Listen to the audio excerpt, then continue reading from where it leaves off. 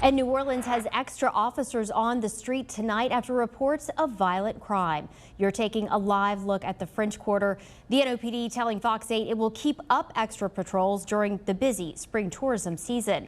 That's as just last night, 4 people were robbed at gunpoint while heading to the French Quarter. It happened around 10:45 Saturday in the 1200 block of Governor Nichols. Police say 2 armed men demanded keys to the victim's Jeep. One man wearing a white ski mask, another with a silencer attached to their gun. If you have any information, you're asked to contact police. They are still looking for that Jeep tonight. It has a Florida license plate.